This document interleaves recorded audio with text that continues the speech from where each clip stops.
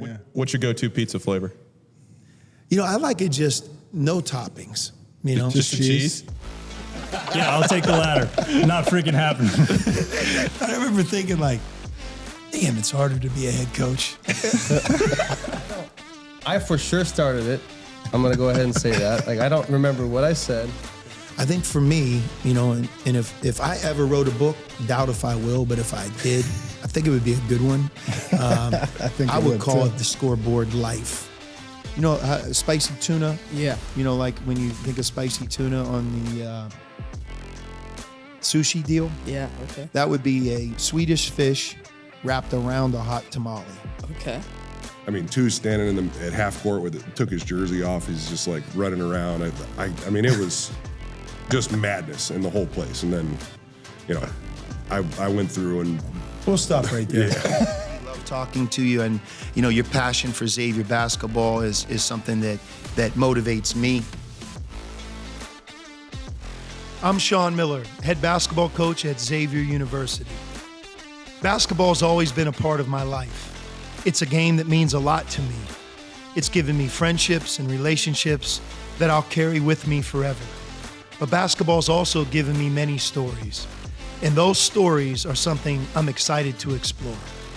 Welcome to the Sean Miller Podcast.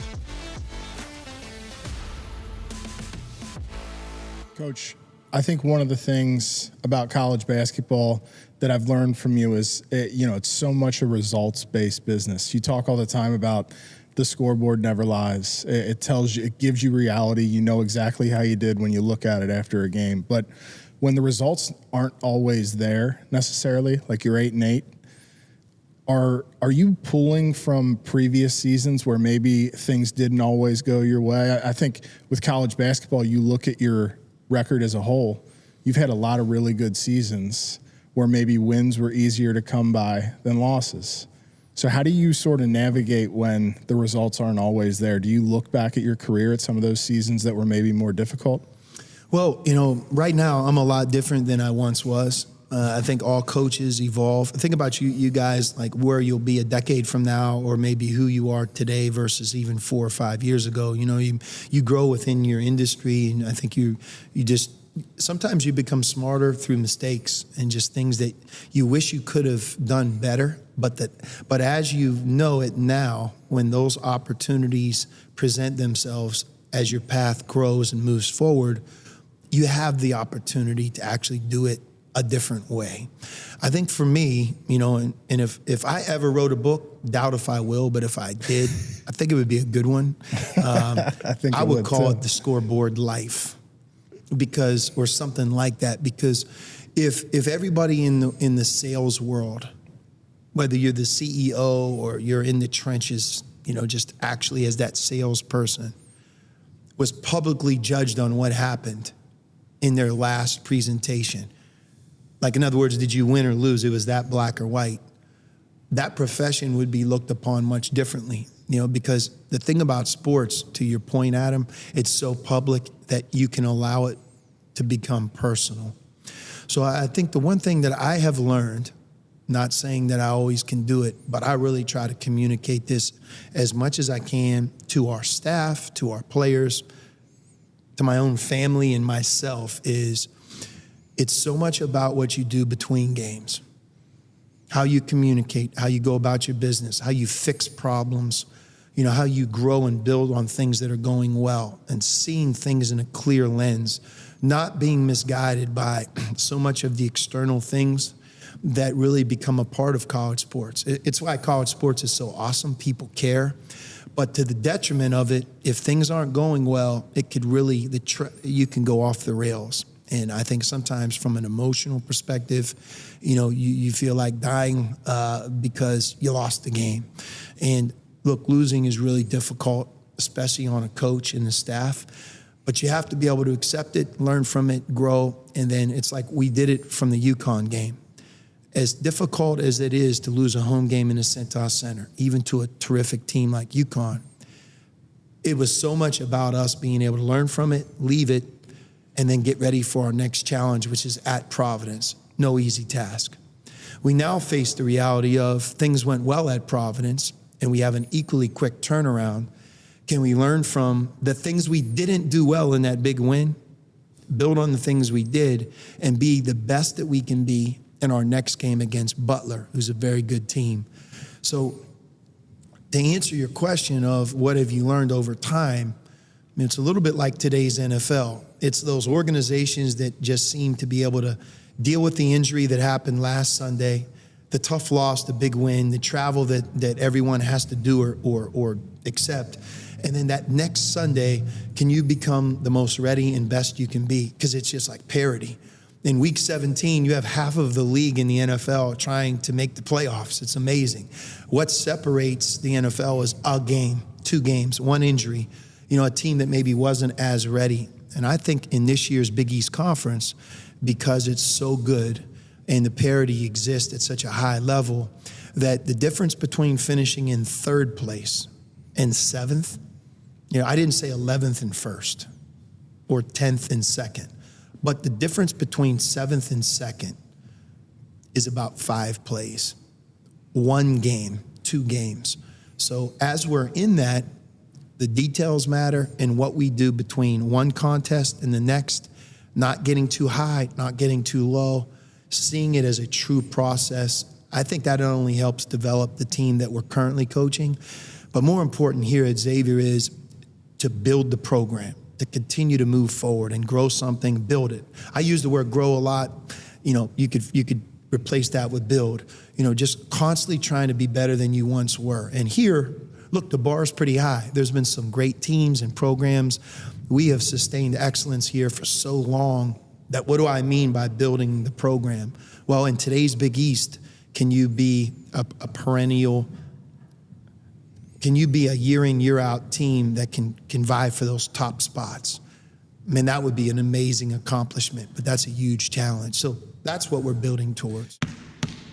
Start to finish, I thought that was a really fun game. And I found myself thinking, like, do you have fun during games? Or is it more like, are you just stressed out thinking about all the little things that go into trying to win a college basketball game? I'll answer this the same way that I answer this when my wife asks me the exact same question. And she doesn't always ask it about the game. She's like, do you ever have fun? Are you, can you smile, et cetera? And look, I don't have to do cartwheels and guzzle a Miller Lite to say, hey, I'm having the time of my life. Nobody enjoys watching us play well more than me. Trust me on that. But sometimes I think when you're in the game, you want to focus it all the way to the final buzzer, making sure that you realize, look, you're in charge of 18 to 22-year-olds, and just them being able to see this for what it is. We want to play to the final buzzer, whether we're winning or losing. That again back to what we talked about here a few minutes ago, and then when the game ends, then you really can take a deep breath and enjoy a lot of the hard work. But, I told the team after the game, at Providence, I'm not relieved at all. I'm relieved we won. That's not the way to do this. Yeah. I mean, I'm thrilled. I'm so happy. And because when you see a staff work together closely with the group of players, and you watch a lot of young players team grow, a guy like Trey Green, who's had some tough moments this year. I've coached him hard. We're on him constantly to improve as a defensive player. And to watch him break out on the road at Providence and play the way he did, there's no better feeling as a coach than seeing that happen right before your eyes. So the plane ride home, the pizza, it tastes so much better. The flight, it doesn't matter if you're in the air for 6 hours or 15 minutes, it just feels like, And that's when you can sometimes say, I love this. You lose, it's the opposite. It's like that self-talk of next thing, we're going to be fine. It's not the end of the world. The sun's going to come up, and then it's back to that process. So I try to somewhat stay in between those points. I have never had a problem of handling the emotions with a great win. Like, God, look at him. He's lost his mind. He's so happy. I'm not that. I could certainly go off the deep end with a tough loss. So I'm always pulling it back from the tough loss and trying to enjoy the big win, or I'll win more. But I I guess it's just you have to be yourself, right? You do. Yeah. What's your go-to pizza flavor? I like it just no toppings. Just the cheese? Yeah, I think that's the true indicator of how good the pizza is. That's a good point. There's a pizza place where I grew up. My wife did as well, in Beaver Falls. It's called D&G Pizza.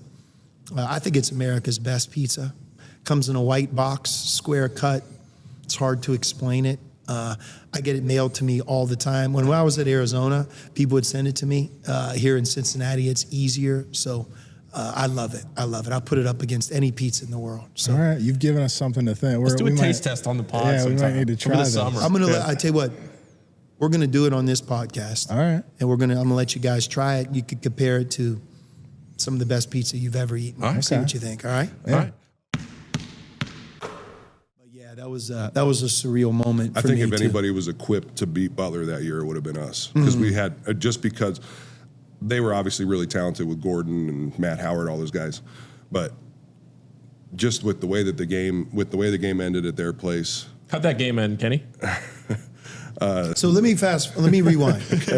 So the first time that Butler Xavier game was played, Brad Stevens being the coach, and we played him here at Cintas. That would have been Kenny's freshman year, and that would have been my last year here the first time around. I remember. And we were good. Obviously, we got to the Sweet 16 and almost won 30 games.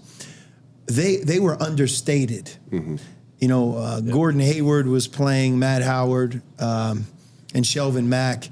The world of college basketball didn't truly know who they were. Quite frankly, they didn't know who Brad Stevens was at that point. Right. But I'll never forget this. One of the rare times coming off the court at halftime that I heard a resounding level of boos from the Cintas crowd. Because of Matt Howard. He had like 100 offensive rebounds. Yeah, we were down.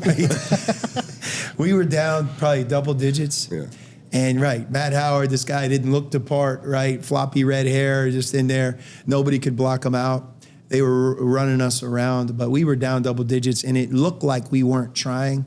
I would beg to differ. We were. Right. They were just really good. Yeah. But I remember getting to the locker room and telling you guys, you probably remember it. They're booing you. Mm-hmm. They're booing us. They're booing, we're all in this together. They should be booing us, right? Mm-hmm. You're letting these guys and no one goes. And I looked at Derek Brown, I said, Gordon Hayward. I don't even know where's he from? Like, who is this guy? I mean, you making him look like an NBA first-round pick, Derek Brown. Like, what's up? Are you gonna try the second half? I mean, whoa. And Derek and I've actually talked about it many times. Yeah. He remembers, like, Gordon Hayward, he's pretty good. He was pretty good.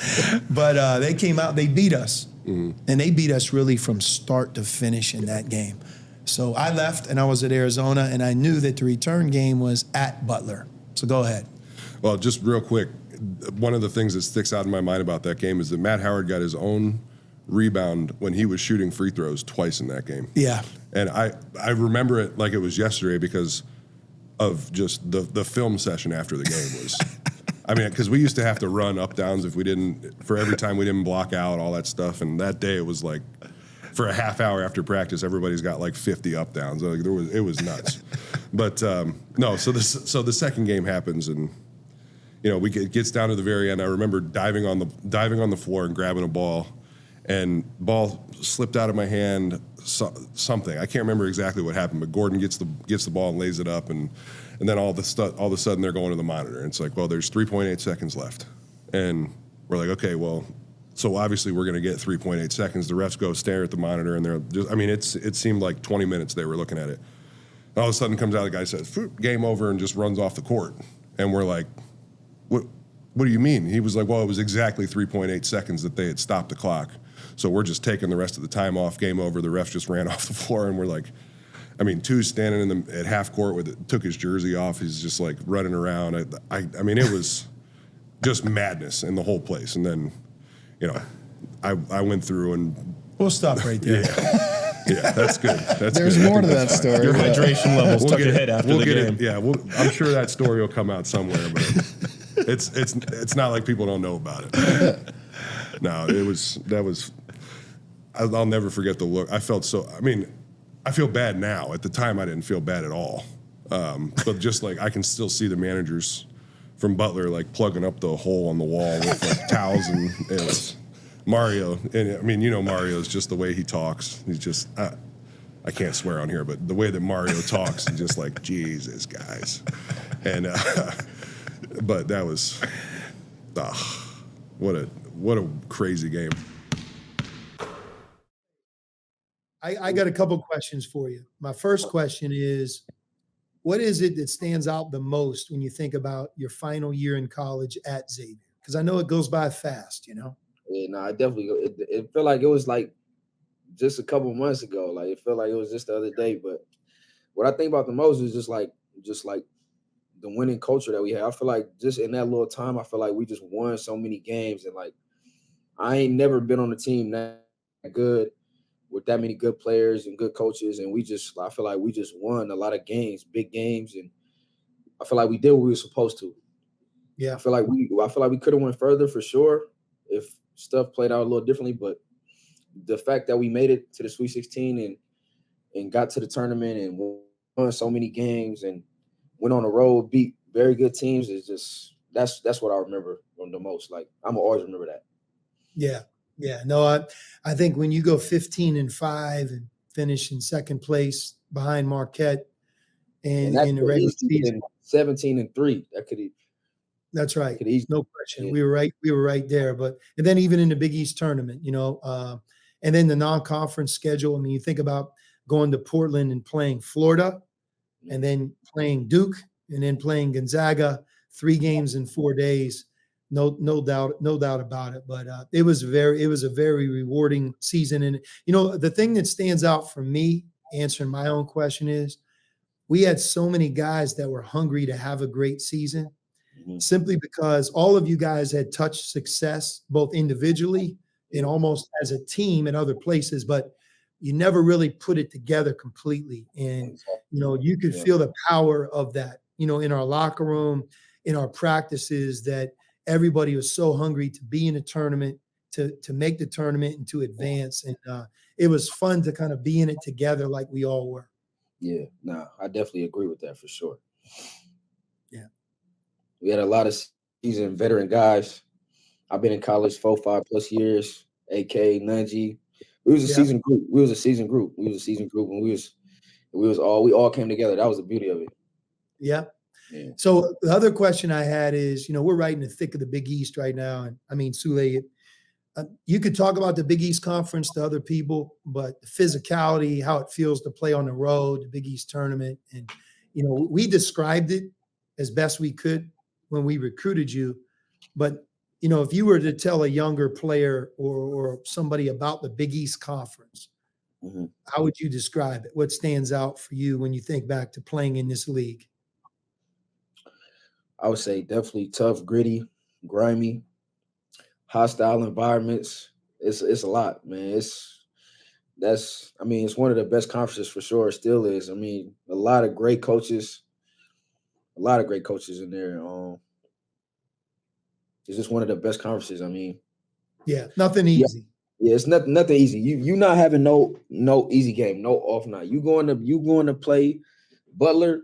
We went in Butler last year. We didn't go in there with our minds right. They smacked us. They were so hyped to play us. Like, yeah, it ain't you're not walking over nobody. DePaul, like, there ain't no easy games. There's no easy games. Everybody talented.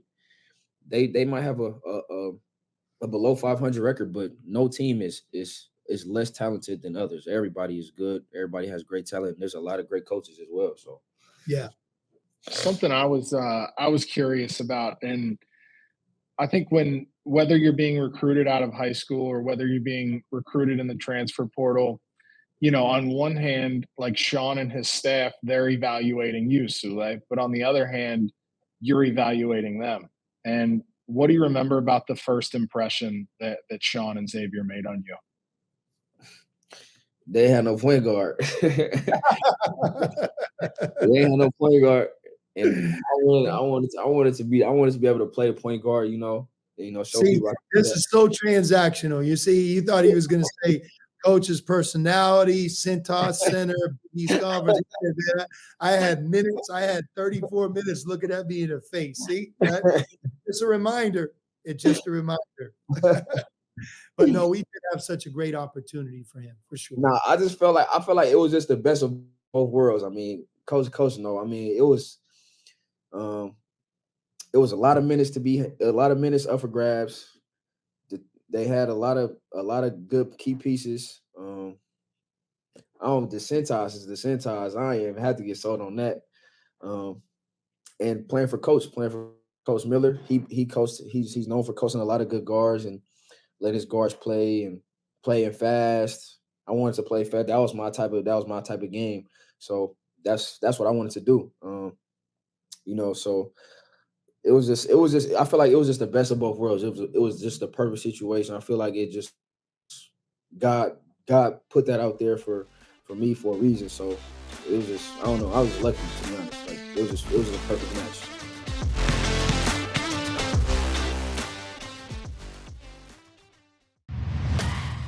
I'm from Boston, Massachusetts. Milano, Italy. Milwaukee, Wisconsin. St. Louis, Missouri. Abuja, Nigeria. And I chose Xavier University for its education, more opportunities. for passion. Because it felt like home. The community. Campus life. D1 basketball. Because I love Cincinnati. I came here To be a Musketeer. I am. I am. And we are the faces of Xavier.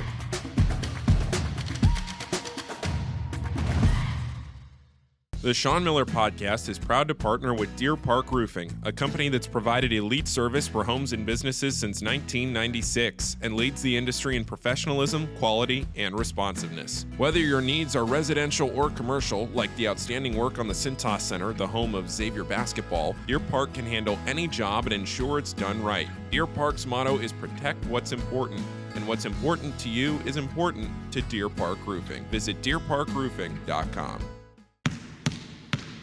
Welcome back here to the Sean Miller Podcast. We appreciate everyone joining us.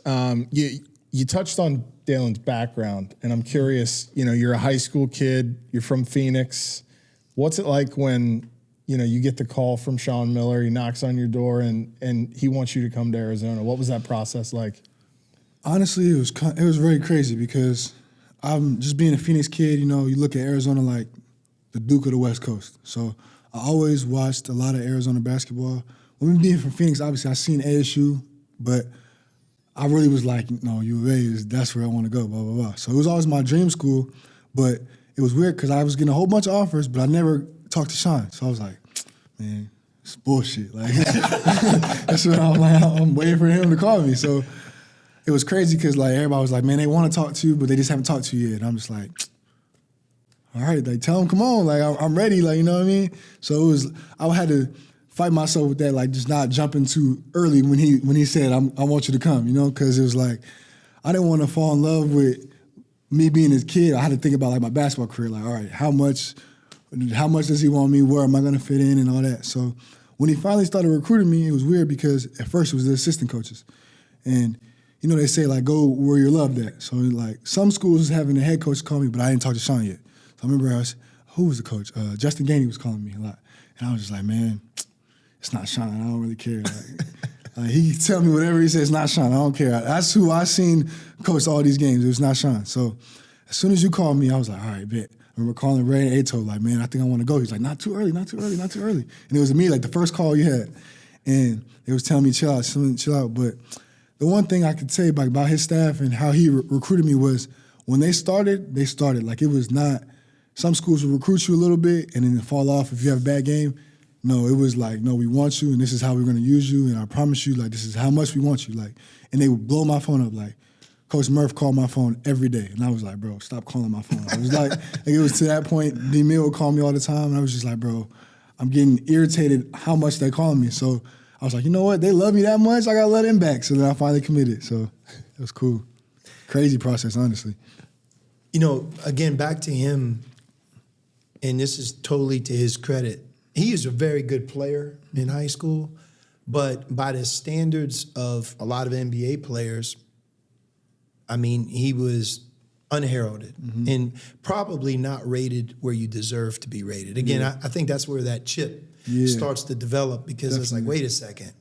I'm 6'7" and I could play the point. Mm-hmm. I got long arms. By the way, I'm a year young for my class, which was your case, right? Mm-hmm. And And I have the ability to defend positions and do things that like not a lot of guys can. Yet I'm not getting these ratings, you know. And I think as a coach, that's one thing you always have to guard against. That you can't follow that. If we would have followed that in Dalen's particular case, it would have been easy for us to justify. Maybe we don't recruit him, but we truly recruited him for who he was. Both on and off the court, and I think what we saw him becoming. And as much as I saw him becoming a terrific player, it happened in 2 years. That's a true credit to him because his will and his competitive spirit, in my mind, are unmatched. We talked about TJ McConnell, and you talk about going back and forth with you guys in that game. Yeah. Coach, I want to start with you. What do you remember about TJ and JP playing against each other? I'm glad we had TJ, first of all, because JP, as he explained, you know, you're going to, if you're him, you try to target somebody on the other team to get under their skin. In TJ's case, JP would be able to get under his skin, but TJ's also well-equipped and talented in that same area. Yeah. So you kind of have a clash of two titans. To me, that would do nothing but put him in a position to be at his best, you know? What you worry about is what JP described, and that is the same conversation happens during a game and it steals the other guy's mind, and next thing you know, it works against your team if you're the visitor. So, but I wasn't worried about it. It was a while back. I know both of them kind of had their little tit for tat, but the one thing is I made sure that TJ was aware before the game started a couple things. That Coach Mack didn't think he was a good player and didn't think he was good enough to play for Arizona, which I made sure he understood that message. And then the second message, hey, they got this guy, he's a freshman. And when he comes in the game, he talks like you got to be alert and ready to go. And he's talented with his hand. Like he can deflect and steal, and he's got a little bit of you in him. Just make sure you're aware and have your teammates aware of this guy. Like don't underestimate him. Because back then, JP wasn't the JP of his senior year. He would have been a first-year player. Yeah, completely wild as a freshman. What do you remember about that playing against TJ? I mean, he's a super talented player. Kind of got those guys rolling in the right direction since he was there. But just vividly remember the moment when I for sure started it. I'm going to go ahead and say that. Like, I don't remember what I said because it's a lot. But just before a timeout, he came up to me and said, I'm the white guy around here. And I was just in the tournament. I was a freshman. And I was like, at that point, I was like, I didn't say anything immediately because I was like, damn, you are the white guy around here. Like, I'm not going to lie, but all right, walked away. And then after the timeout, he came back and said he apologized. And that means he's a great guy. Apologized and said, I'm sorry. And I was like, no problem. And then I think I just took a different direction, found a different player to talk to. Yeah. I don't think I played a ton, but I definitely targeted somebody else. That familiarity that you have also comes the direction with me. Do you have any questions that you could ask me? I mean, this is the Sean Miller podcast. I kind of run the show. If I don't like it, we'll edit it out. Okay, yeah. I mean, or something that you think that you've become aware of that you didn't know. It could be an idiosyncrasy. But we talked about with PAX the green pen. Nobody knows that. Why a green pen? What does that mean? It's just something that kind of gets us from one day to the next. What would you say stand out about me, or different things you didn't realize, or habits? And maybe you can make me better by bringing a couple things up. I mean, I'd say I probably have two. So I'll ask the first one. It's kind of funny, and I think you'll think it's funny as well. What and when did the Mike and Ike's, Swedish Fish, and hot tamales start? The good stuff. Right. So the good stuff is something that started probably, maybe more than 20 years ago. And it's nerves, and it's when you watch film as a coach, sometimes you can almost put yourself to sleep. So, some coaches may drink alcohol. Some coaches may eat chips. I just feel like some coaches, you have to do something because it just 30 minutes become an hour becomes 2 hours, and 2 hours becomes 4 hours. And And guess what? The next day doesn't represent much different. For about 4-month period of time, you're watching film at different settings. But where it gets me is especially on the road, because like you don't have a whole lot going on. A lot of times you're in your room, you're watching film, you're nervous for the game. So I started to say, you know, I like candy, Mike and Ike's. That was kind of my go-to. And then hot tamales is a version of Mike and Ike's. Then you mix the Swedish fish in, and you know, that's called like a spicy, you know, spicy tuna. Yeah. You know, like when you think of spicy tuna on the sushi deal. Yeah, okay. That would be a Swedish fish wrapped around a hot tamale. Okay. But I can go to work. Back in the day when I was younger, as you guys know, I mean, I could clear a number of boxes. Certainly not healthy, not good for me, not good at any level. Probably better than some other alternatives. But, you know, a couple hours go by quickly. And, the good stuff, which the managers, I think managers at Arizona, managers, you guys all know what that means. Oh, yeah. But I have really improved the quality, the quantity that I intake on that. Would you agree? Yeah, absolutely. And I mean, that's something that I've noticed like over the past year. It's honestly been impressive for me. It's like, you know, last year, maybe like during the season, maybe towards the end of the year, it was like, you know, a couple boxes of the good stuff. We're going after meal and then after film later that night. And now it's like, you know, maybe he'll grab 1 box of hot tamales later at calms night. my nerves. Yeah. It's probably weird, but yeah, that's my stuff. Yeah. No, but you guys have Swedish fish, hot tamales, and Mike and Ike stacked, and I think I've even directed you to kind of keep it away from me, trying to be better. Definitely. I definitely remember a couple. So that's the points one thing. Year. So we're gonna tell this story. All right. It's been a long time since this story was told. I'm going to bring it back. So Coach Mata leaves. I'm fortunate to be named the new head coach. Certainly I knew all of you guys. You knew me as an assistant coach. In your case, you knew me because I recruited you in addition to being your assistant coach.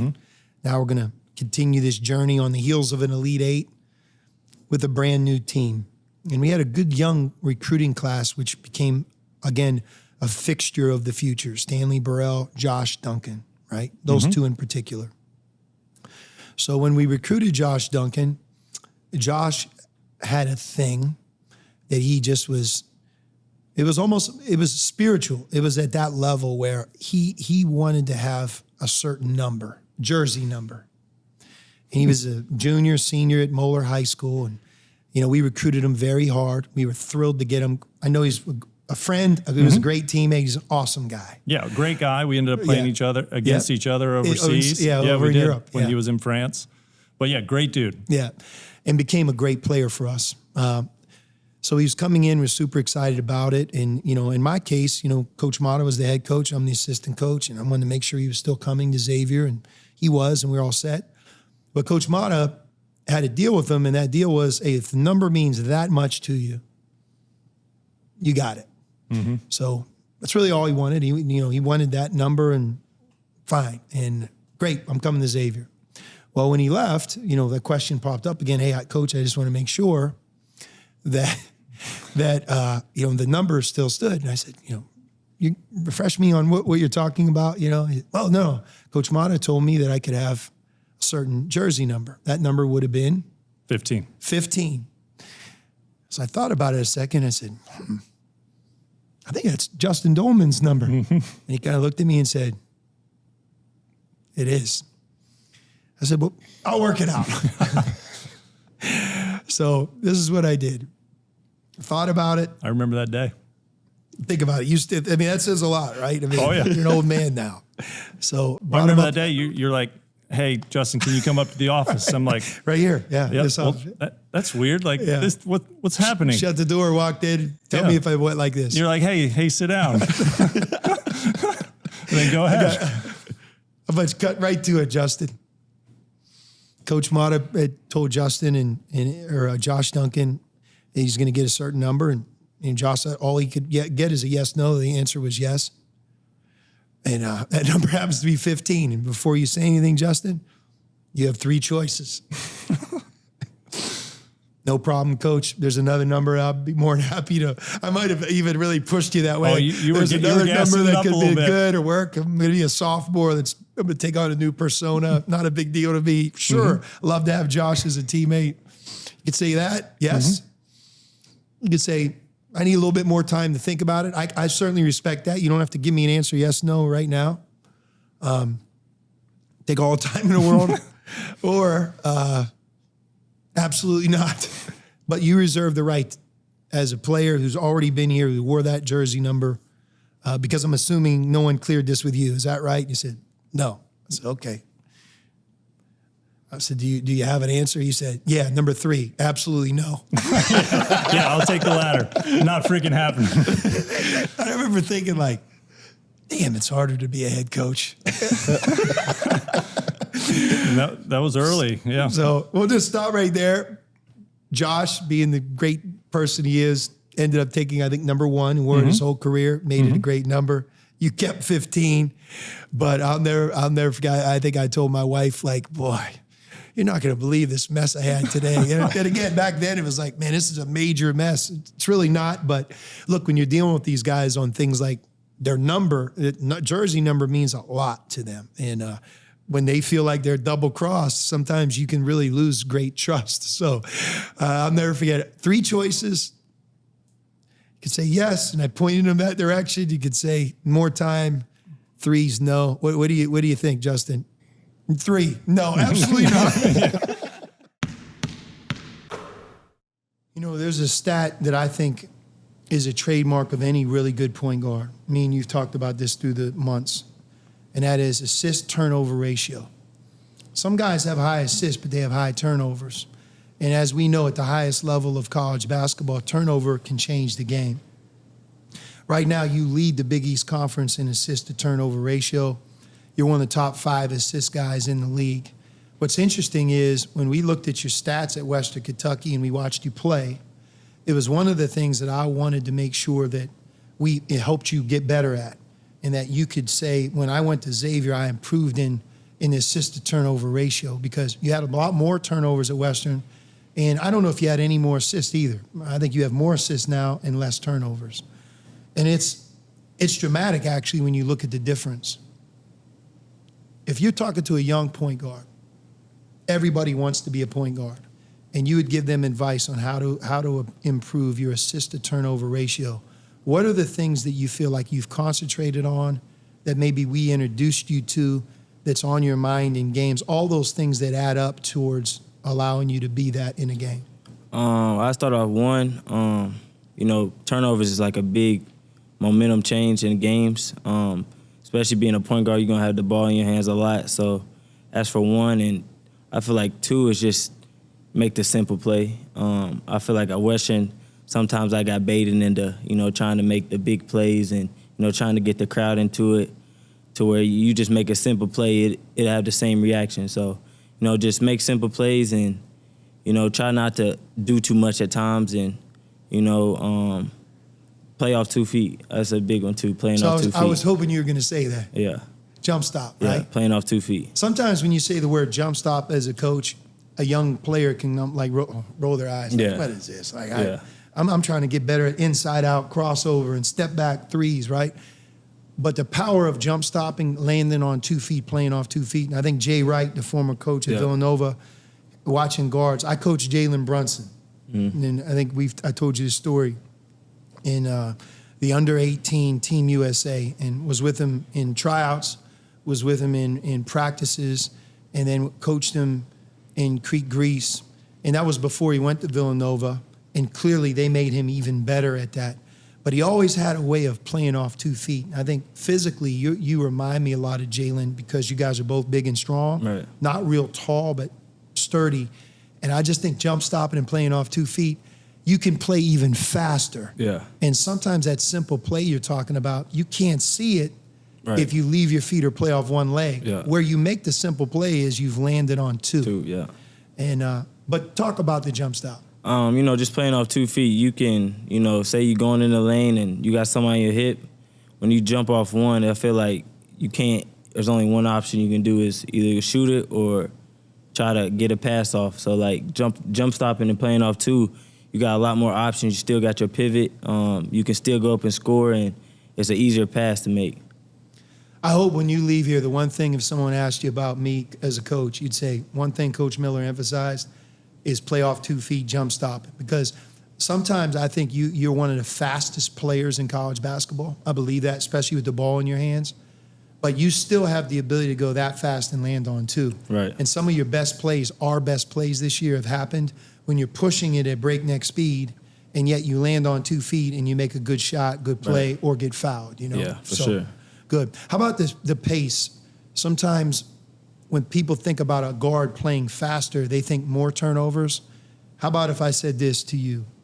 I think if you play with more force and pace, you turn the ball over less, not more. Does that make sense to you? It didn't, but it does now. When I first got here, I didn't, the way we was playing, I was, all in my head thinking, turnovers was going to happen more because I'm playing faster than I've ever played before, but it actually is the opposite. I don't know how, but I feel like me playing, the fastest I play now is just I take care of the ball, and I care about taking care of the ball a lot more. So a great thing is, like, we just played Butler, and it was a tough loss for us, but I always keep track, and the stat sheet now keeps this. You realize how many times you get fouled. And I would say the majority of times you're getting fouled are happening in transition. So even in that game, I think you ended up getting fouled 7 times. 4 of the 7 happened when you were pushing the ball at breakneck speed. So when you think about that, that allows us to get in the bonus. That allows you to get to the free throw line. And I agree. I think playing off 2 feet and playing fast with purpose for a point guard, it arms you with some more tools in your toolbox that expands your game, not take away from your game. Sure. Coach, one of the reasons we're doing this podcast is what you just talked about. And I think I have a very unique experience with Xavier because I was here as an assistant. I was here as a head coach. I left for a 13-year window, watched a lot of success, watched the transition from the Atlantic 10 to the Big East, followed it closely. And now here I am. I came back at a later time when we're in the Big East, completely new in different world.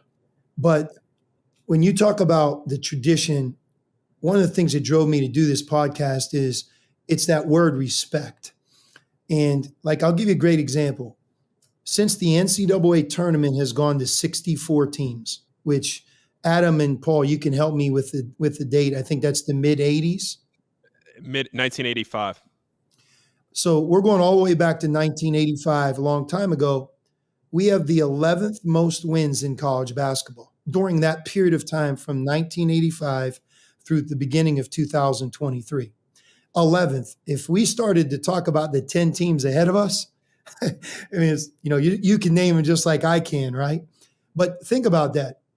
When you're talking about building something, you're just not talking about building something that's had a little bit of success.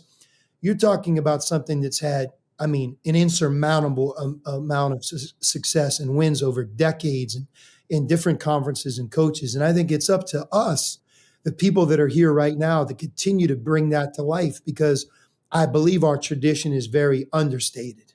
And I think that's part of what I'm trying to do, moving forward, of maybe helping more players get their number retired, to honoring former coaches and teams and players that have really built what we call our brand today, because look, it's one of the best and elite programs in the country. It really is. There is no question. And I am so proud of that, and so proud of you, Sean, and the other people before you that have taken this and moved it to another level to have the success that you're talking about. That is amazing to me. But that's what I thought there was a chance to have happen moving forward, because it was just, there was a commitment, there was an enthusiasm, and the things that have transpired since have just been great. I feel a great sense of pride. And I know I talked to a lot of people, and they know that I was there back in the day, and they have great respect for the Xavier program. And it's something that, we all can be proud of and be happy that you're a part of it now. And and hopefully that will continue for years. I wish the hell that I had the opportunity to come back like you did. Yeah. I never should have left, but it's just really gratifying to know that that's where the program is right now. Coach, I just want to say, and Adam talked about it to start the show, and I just want to say myself, to come from the first episode of this show where we were trying to figure out everything that we wanted to talk about and set the stage back there in October to where we are now to end the season, I just want to personally thank you for staying so consistent with this. We've had a great time this year. I've had a ton of fun. It's been very fulfilling for me, and I look forward to doing this down the line with you and everybody else here in the future. So I'm saying, I mean, you guys make it easy. Love talking to you, and your passion for Xavier basketball is something that motivates me. I know how much you guys love it, and you put the time in.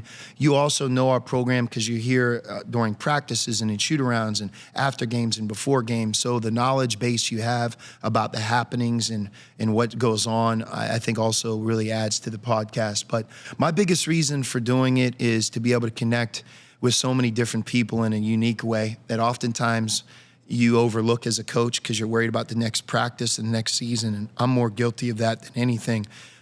But to be able to talk to Kenny Frease and to be able to bring to light even some guests we haven't had on yet, I'm really continuing to look forward to connecting with them. Yeah.